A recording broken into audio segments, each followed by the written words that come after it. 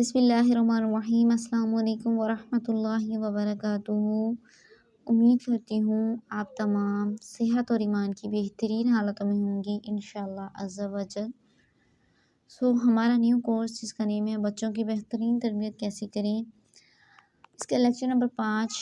आज हम पढ़ेंगे कि बच्चों का दीनदार घराने के बावजूद भी एटीट्यूड बेहतर नहीं है।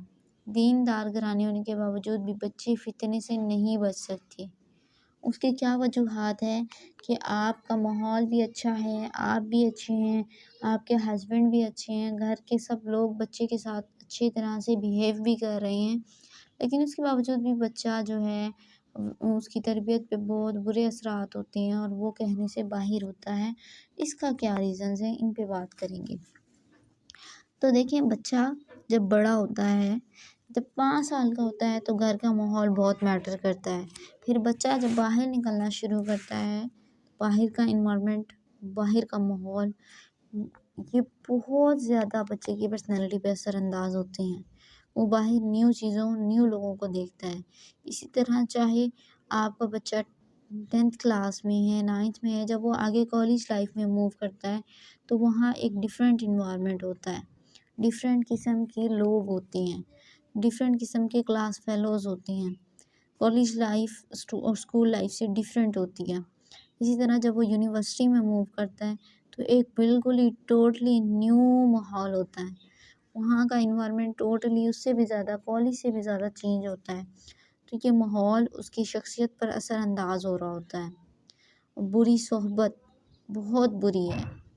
बुरी सोहबत आपके बच्चे की, कहते हैं ना, शख्सियत को बहुत बुरी तरह तबाह करने के पूरा रोल अदा करती है। इसी तरह एक इंटरनेट का फितना जो कि कॉमन है आज के दौर में, जिससे बचाना ही बच्चों को बहुत मुश्किल हो गया है माँओं के लिए। तो ये टेलीविज़न, ये मूवीज़, ये स्मार्टफ़ोन्स, ये सब चीज़ें जो बच्चा देख रहा होता है, इनमें वो बच्चे की शख्सियत को बुरी तरह डैमेज भी कर रही होती हैं अगर वो बुरी सोहबत, बुरी चीज़ों में इन्वॉल्व है, इंटरनेट का गलत इस्तेमाल कर रहा है। तो ये सब वजूहात होती हैं जो बच्चे को ख़राब करने में अहम किरदार अदा कर रही होती हैं। बेशक आपका माहौल अच्छा हो, आप अच्छे हों, आपका दीनी माहौल है, सब कुछ ठीक है, लेकिन बाहर की कुछ चीज़ें जो बच्चे की शख्सियत पर असरअंदाज हो रही होती हैं, जिसका इल्म ही नहीं होता। तो इन सारी बातों को जो है ना आपने मद्देनज़र रखना है और ये देखना है कि जो वालिदैन हैं, जो पेरेंटिंग है, उनके लिए कितनी ज़रूरी है, उनका एक्टिव रहना बच्चों की तरबियत में कितना ज़रूरी है। तो अपने बच्चों को जब भी आप बाहर के माहौल में भेजें, फॉर एग्ज़ाम्पल बच्चा कॉलेज लाइफ में मूव कर रहा है, तो आप उसके कॉलेज का कभी ना कभी विज़िट करके आएँ, माँ या बाप, और देखें कि वहाँ इन्वायरमेंट कैसा है। यकीनन कि कॉलेज का इन्वायरमेंट बहुत दीनी नहीं होता ठीक है। तो आप अपने बच्चे को गाइड किया करें घर आकर कि बेटा आप हमारा कीमती सरमाया हैं, आप हमारा दिल और जान हैं, ठीक है? आप हमारी दुनिया हैं और आपसे बहुत एक्सपेक्टेशंस हैं हमारी। आपसे बहुत तवक्कुआत हैं कि आप अपने माँ-बाप के लिए कभी भी फितने का सबब नहीं बनेंगे, कभी भी किसी बुराई का सबब नहीं बनेंगे। तो बेटा आपने हमारे इस मान को हमेशा सलामत रखना है। हमने आप पर एक इन्वेस्टमेंट की है, अपना वक़्त, एनर्जी, सब कुछ। हमें रिटर्न में आपसे यही चाहिए कि आप एक बहुत ही अच्छा इंसान बन के माशरे में निकलें, ताकि आपकी तरबियत पर कोई उँगली ना उठा सके, हमारी तरबियत पे कोई उँगली ना उठा सके। बच्चे को गाइड करने का तरीका सीखें और ये तभी आप कर सकते हैं जब आप अपने बच्चे के साथ पहले से बहुत अटैच होना शुरू हो जाएं। पहले उनके साथ अटैचमेंट क्रिएट करना शुरू करें मोहब्बत से। बच्चा जा रहा है तो उसको हग करके भेजें, उसको ख्याल रखने की तलकीन करें कि अपना ख्याल रखिएगा और खाना खाइएगा, पानी वक्त पे पीते रहिए। इस तरह की बातें कहें ताकि आपके बच्चे को एहसास हो कि आप वाकई उनकी फ़िक्र है। लेकिन अब आप जब आम रूटीन में ना उनसे मोहब्बत का इज़हार करते, ना फ़ोकस करते हैं, उनके केयर करते, लेकिन फिर आप डायरेक्ट नसीहतें कर देते हैं तो वो कहते हैं आए बड़े भले हमारे। बच्चों का माइंडसेट उधर खुद को रख के सोचे ना कि एक शख्स जो आपको ना देखता है ना भालता है और वो आके बिला वजह आपको नसीहत करें तो आपको कैसा लगेगा। तो आप उसी शख्स की बात मानते हैं ना जो आपके क्लोज होता है, ठीक है। तो आप अपने बच्चों के क्लोज हो जाएं ताकि वो भी आपका कहना माने, आपकी बात को अंडरस्टैंड करें। बच्चे की नफ्सियात को समझने की कोशिश करें। जब भी कोई बात उन्हें कहने लगें, कोई काम भी कहने लगें तो खुद को उनकी जगह रख के देखें कि मैं उसको किस तरह से कहूँ कि वो मेरी बात सुनेगा। कोई मुझे अगर यही बात इस तरह से कहे तो क्या मैं उसको सुनूँगी? अगर आप बदतमीज़ी से अपने बच्चे को कोई ऑर्डर दे देते हैं, ठीक है? तो अगर यही ऑर्डर आपको कोई दे उसी लहजे में तो क्या आप उस पे अमल करेंगी या आपको बुरा नहीं लगेगा? डेफ़िनेटली लगेगा, वालिद साहब को भी लगेगा। तो माँ या बाप अपने आप को बच्चों की जगह रख कर सोचा करें, उनसे बात करते हुए, ताकि आपके बच्चे आपके बहुत ज़्यादा क्लोज़ रहें और वो बुरे एनवायरनमेंट आजकल जो फ़ितनों का दौर है, हर दूसरा शख्स दूसरे शख्स के लिए फ़ितना है, तो उन फ़ितनों से बचे रहें। अपने बच्चों को वक़्तन-फ़वक़्तन प्यार दें, मोहब्बत दें, उनके साथ बहुत क्लोज़ रिलेशन बनाएँ और ताकि जब आप उनकी नसीहत भी कर रहे हैं, तो वो आपकी नसीहत सुनने भी बैठें। अक्सर माएँ कहती हैं कि हमारा बच्चा है, वो तो सुनता ही नहीं है, क्योंकि आपने उस वक़्त जब आप उस बच्चे को सुनने का वक़्त था, आपने ढील दी। आपने उसे बच्चा कह के इग्नोर किया। आपने उसकी तरबियत पे वो फ़ोकस ही नहीं किया जो ज़रूरी था। उस वक़्त आपने नॉन सीरियस बिहेवियर इख्तियार किया और अब बच्चा आपके आउट ऑफ़ कंट्रोल हो चुका है। लेकिन हर चीज़ को दुरुस्त किया जा सकता है, हर मसले का हल होता है। अपने बच्चे के साथ मोहब्बत से रिलेशन बनाएँ, मोहब्बत से हर बात कहना सीखें, डायरेक्ट हक़म चलाना मत सीखें। ये बच्चा कभी आपकी फिर इस तरह नहीं सुनेगा और बिगड़ जाएगा। कुछ माएँ कहती हैं बच्चे स्मार्टफ़ोन बहुत यूज़ करते हैं, तो मुझे बताएँ स्मार्टफ़ोन वो जब पैदा हुआ था उसके हाथ में तो नहीं था, ये कहाँ से आया? आप खुद स्मार्टफ़ोन रखती नहीं हैं उसके सामने या वालिद साहब घर में आते ही स्मार्टफ़ोन उठा लेते हैं और बच्चे से एक्सपेक्ट करते हैं कि वो स्मार्टफ़ोन ना माँगे, वो स्मार्टफ़ोन ना यूज़ करे। पहले खुद थोड़ा-सा परहेज़ करना शुरू करें। मैं ये नहीं कह रही कि आप बच्चों के सामने फ़ोन ना लें ये वो, लेकिन ये देखें कि आप कितना यूज़ कर रहे हैं, आप बच्चों को कितना टाइम दे रहे हैं। आप बच्चों के साथ जब खेलना शुरू करते हैं, कोई एक्टिविटी करना शुरू करते हैं, बच्चे फ़ोन के पीछे नहीं लगेंगे, लेकिन जब आप खुद आते ही या माएँ सारा दिन घर में बस फ़ोन लगी हुई हैं, उससे बात, उससे चैट, उससे वो उस इस इंस्टा स्क्रॉल ये वो फ़िज़ूल एक्टिविटी में लगी हुई हैं, तो बच्चा देख रहा होता है, उसे तजस्सुस होता है कि ये क्या कर रहे हैं, मुझे भी दें, मैंने भी करना है, मैंने भी खेलना है। अब ये स्मार्टफ़ोन आपने उसे दिखाया है, ये वो लेकर पैदा नहीं हुआ। आपने उसको दिखाया, आपने उसको दिया, फिर आपने उसको लिया लेने में बहुत टाइम लगाया। हम भी हमारे घर बच्चे हैं, उनको देते हैं और फ़िक्स टाइम पे देते हैं और फ़िक्स टाइम पे वापस ले लेते हैं। उनको वॉच दिखाते हैं कि ये टाइम हो रहा है, इतने एग्ज़ैक्ट इतने मिनट बाद आपसे वापस ले लिया जाएगा और सामने बैठकर जो देखना है तो देखें। छोटे बच्चे 8 साल, 10 साल उन पर अगर आप शुरू से मोहब्बत से कंट्रोल करना शुरू करें, तो उनको आपकी आदत हो जाती है। आपकी बनाए हुए डिसिप्लिन्स की आदत हो जाती है। और अक्सर मैं देखती हूँ स्टेटस पे लड़कियाँ जो है ना सॉन्ग लगाए होते हैं, जब हम कहते हैं तो हमारे भाई ने लगा दिया, मेरे बेटे ने लगा दिया, छोटा ये वो। तो ये देखिए उसको आपने समझाना है ये चीज़ गलत है, ठीक है? और बच्चे सुनते नहीं हैं, टिकटॉक बहुत यूज़ करते हैं। मुझे बताएँ टिकटॉक कोई उसको कहाँ से सुना उसने टिकटॉक? उसने आपसे सुना, आपके मोबाइल में मौजूद थी, उसने दूसरे किसी और दोस्त से सुना। तो आपको उस दिन समझाना चाहिए था जब आपके मोबाइल में या आपके बच्चे के मोबाइल में टिकटॉक आपने देखी, उसे बताएँ ये कितने बड़े फितना और फ़साद का सबब है। ये आपकी दुनिया और आखिरत की तबाही का सबब है।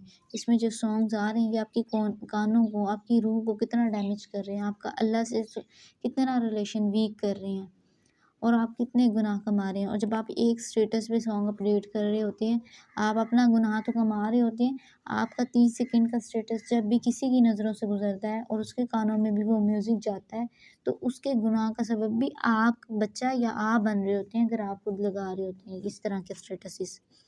तो एक तो आप अपना गुनाह कमा रहे हैं, ठीक है? उसके बाद आप जितने लोग आपके स्टेटस देखेंगे उनके हिस्से के भी गुनाह आपके नामा-माल में लिखे जा रहे होते हैं। तो इस चीज़ को इस तरह से बच्चों को सिखाएँ कि अपने जो है ना आप परहेज़ करें इस चीज़ों से और हर चीज़ पे काबू पाया जा सकता है। दुनिया में कुछ भी नामुमकिन नहीं है। बच्चे की अच्छी तरबियत भी मुमकिन है। उसके लिए मेहनत, एफ़र्ट, लगन की ज़रूरत होती है। अगर आप उस पे तवज्जो दें, एफ़र्ट करें तो सब मुमकिन है। बच्चों के वक़्तन-फ़वक़्तन दोस्तों से मिलें, फ्रेंड सर्कल उनका देखें किस तरह के लोगों से उठ रहे बैठ रहे हैं। I remember one thing when I was in college life, तो मेरी मम्मा कभी भी बेझिझक के कॉलेज आ जाती थी। मेरी कॉलेज ऑफ होता था 12 बजे और कभी साढ़े 11 बजे कॉलेज पहुंच जाती थी और वो देख रही होती थी बाहर, क्लास के बाहर या ग्राउंड्स में खड़ी होती थी कि ये यहाँ से आएगी और मैं इसको मिल लूँगी। तो कभी भी चेक करने आ जाती थी और ये चीज़ पहले तो इंसान को लगता है कि नहीं, ऐसे कैसे पहुँच जाती हैं, मैं कोई छोटी बच्ची तो नहीं हूँ कॉलेज लाइफ में। तो लेकिन अब चीज़ समझ आती है कि वो जो करती थी बहुत अच्छा करती थी, कि हम पे नज़र रखती थी, हम बुरी सोहबत का शिकार नहीं हुए और ये चीज़ बड़ी ज़रूरी है। तो मुझे याद है जब मैंने आगे मास्टर्स करने का फ़ैसला किया और एडमिशन लिया, तो मेरी वालिदा ने मुझे एक बात कही थी, जब मैं एडमिशन फ़ॉर्म फिल कर रही थी और वो मेरे साथ थीं। तो वो कहने लगीं कि यहाँ ये जिस जगह पे बैठी हो ना, जिस तरह तुम्हें छोड़ के जा रही हो ना, मुझे 2 साल के बाद इसी तरह मिलने चाहिए। हालाँकि मैं हॉस्टलाइज़्ड ही थी, लेकिन उनका कहने का मकसद था कि जो मैंने अभी तक तुम्हें बनाया हुआ है ना, तुमने वैसे ही निकल के आना है यहाँ से। इस माहौल का तुम पे असर नहीं होना चाहिए, यहाँ के लोगों का तुम पे असर नहीं होना चाहिए। तो ये चीज़ मैंने उनसे उसी वक़्त प्रॉमिस किया था कि अम्मी आपको कोई शिकायत कभी भी नहीं मिलेगी, लेकिन मैंने यहाँ पे मास्टर्स करना है।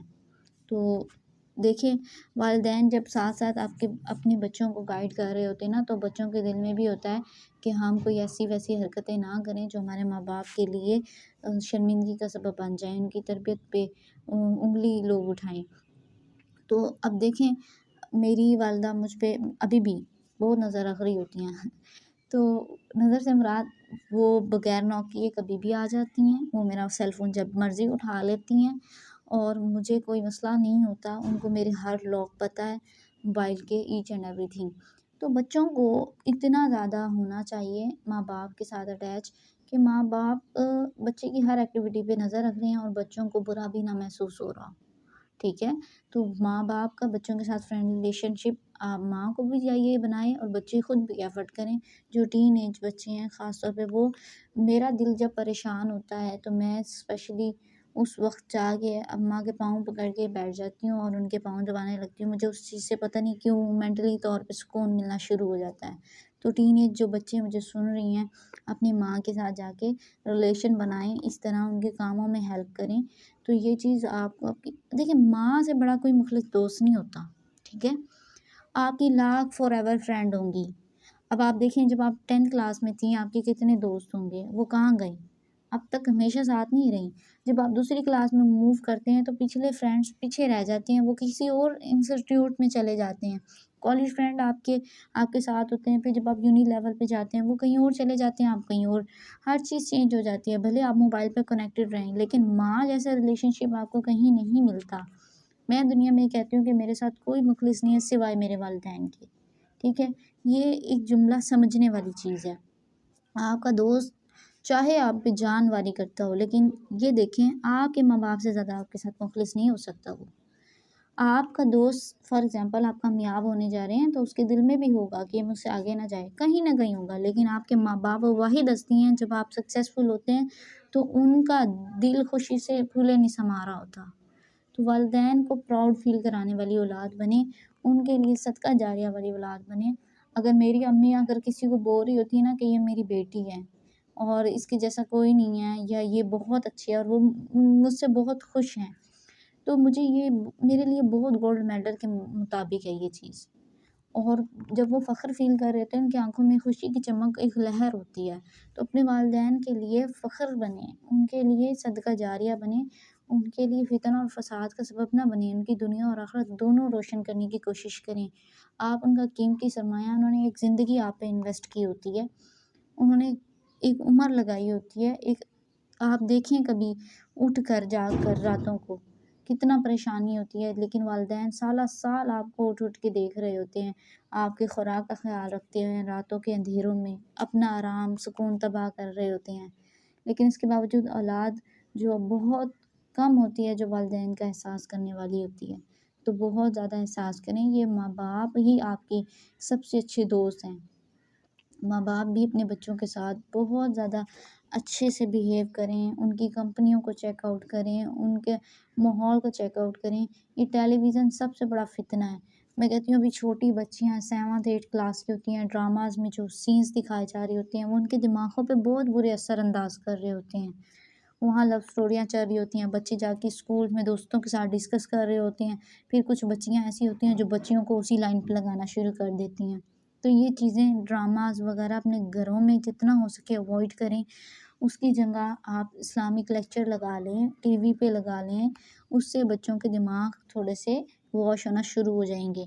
लेकिन जो गंद आप भर देते हैं उनके टेलीविज़न के ज़रिए, उनके माहौल के ज़रिए, फिर दोस्त मज़ीद उसमें कहते हैं ना जलती पे तेल छिड़कने वाला काम करते हैं। तो फिर वो जो बच्चों का इस वक़्त ऐज होती है, वो बहुत सेंसिटिव ऐज होती है और फिर वो बच्चों को बूस्ट अप मिलता है, तो वो बागी हो जाती हैं, वो गलत रास्तों के मुसाफिर बन जाती हैं। तो इसलिए बच्चों के साथ दीनी तरबियत, दीनी घराना होने के बावजूद बच्चे बिगड़ जाते हैं। तो इसीलिए उनका माहौल, उनकी सोहबत और उनके इर्द-गिर्द की जो एक्टिविटीज़ हैं, उस पे नज़र रखें और नज़र ऐसे नहीं रखनी हर वक़्त डाँट-डपट, सख्ती, या ये नहीं करो, वो नहीं करो, नहीं मोहब्बत से मुराद हर चीज़ को ऑब्ज़र्व करें और फिर अकेले में बच्चों को समझाएँ। सारे बहन-भाई अगर मौजूद हैं, तो वहाँ कभी भी बच्चे को ना समझाएँ, उससे उसकी रिस्पेक्ट डैमेज होती है और वो कहता है ये तो हर वक़्त मुझे सबके सामने ज़लील करती हैं। तो बच्चे को सेपरेट रूम में आप और वहाँ अगर कोई बच्चा गलती करता भी है आपका, 3 बच्चे हैं, 4 बच्चे हैं, तो सबके सामने उसको ज़लील मत करें, ठीक है? ये चीज़ उसको आपसे दूर कर देगी। बच्चों को सेपरेट लेके जाएँ, अच्छे से प्यार और मोहब्बत के साथ हर बात समझाएँ और एक्सपेक्ट करें, उससे कहें कि मेरी एक्सपेक्टेशन है, उम्मीद है अब आप इनको नहीं ब्रेक करेंगे। तो इंशाल्लाह काफ़ी बेहतर आएगी, जब आप बहुत एफ़र्ट करेंगे तो अल्लाह पाक भी मेहनत का फल ज़रूर नवाज़ते हैं और इंशाल्लाह आपके बच्चे भी आपके लिए सदका जारिया बन जाएँगे। तो उम्मीद है आज के लेक्चर में भी आपने काफ़ी कुछ सीखा होगा, कौन-सी गलतियाँ जो माँ-बाप कर देते हैं, कौन-से ऐसे एलिमेंट्स हैं जब हम घर में तो सब कुछ ठीक हो रहा होता है, बाहर के माहौल को हम नहीं देख रहे होते, हम उनकी गुड कंपनी को नहीं देख रहे होते। हम इंटरनेट का जो खुला इस्तेमाल और मोबाइल फ़ोन्स जो कि फ़ितना है, उनको बेतदाद घंटे उनको चलाने देते हैं, कोई लिमिट्स नहीं होती, तो ये चीज़ भी बच्चों की तरबियत में ख़राबी का बिगाड़ का सबब बन रही होती है, तो इस पे भी हमें फ़ोकस करना चाहिए।